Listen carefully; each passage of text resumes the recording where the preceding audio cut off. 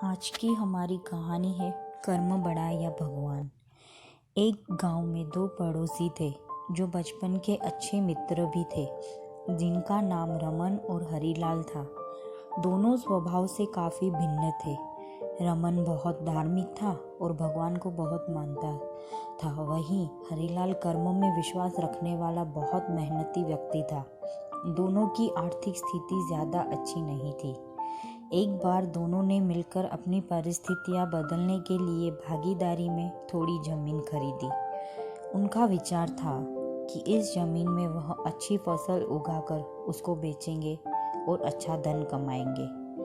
अब समय था फसल पाने के लिए खेत में मेहनत करने का।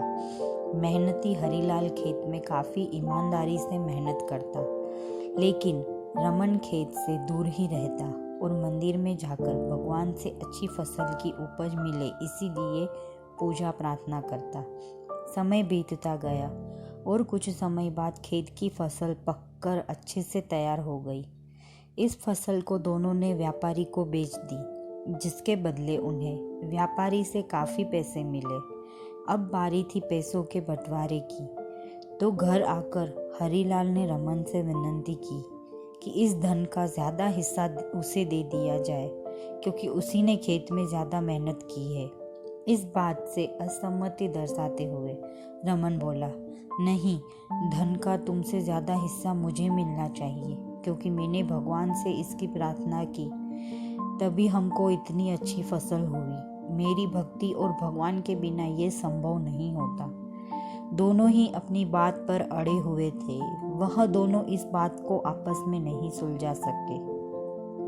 धन के बंटवारे के लिए दोनों गांव के सरपंच के पास पहुंचे। सरपंच ने दोनों की सारी बात सुनी और उन्हें पता चला कि असली हकदार हरीलाल है। फिर भी रमन की गलतफहमी दूर करने के लिए सरपंच ने दोनों को ही एक एक बोरा चावल का दिया, जिसमें काफ़ी ज़्यादा कंकड़ मिले हुए थे।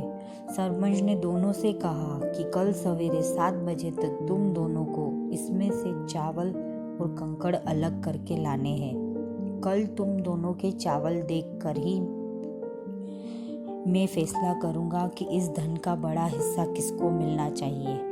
रमन और हरीलाल चावल की बोरी लेकर अपने घर चले गए। मेहनती हरीलाल ने रात भर बिना सोए चावल और कंकड़ को अलग किया, लेकिन रमन चावल की बोरी को लेकर मंदिर में गया और भगवान से चावल में से कंकड़ अलग करने की प्रार्थना करके सो गया। अगले दिन सुबह हरीलाल जितने चावल और कंकड़ अलग कर सका उसको ले जाकर सरपंच के पास गया, जिसे देखकर सरपंच खुश हुआ।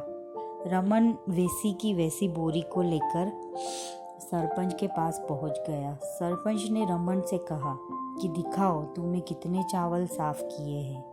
रमन ने कहा कि मुझे अपने भगवान पर पूरा भरोसा है कि उन्होंने सारे चावल साफ कर दिए होंगे। जब उसकी चावल की बोरी को खोला गया तो उसमें चावल और कंकड़ वैसे के वैसे ही थे। सरपंच ने रमन को समझाया कि भगवान भी तभी सहायता करते हैं जब तुम मेहनत करते हो। सरपंच ने धन का ज़्यादा हिस्सा हरीलाल को दिया।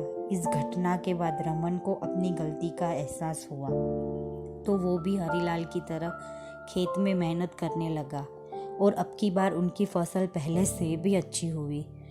महत्वपूर्ण बात यह है कि हमें कभी भी सब कुछ भगवान के भरोसे नहीं छोड़ना चाहिए। भगवान हमेशा उसका साथ देते हैं जो कर्म करना नहीं छोड़ता। इसलिए हमें किसी भी क्षेत्र में सफलता पाने के लिए जरूरी मेहनत करनी ही चाहिए। धन्यवाद। लाइक और सब्सक्राइब जरूर करिए।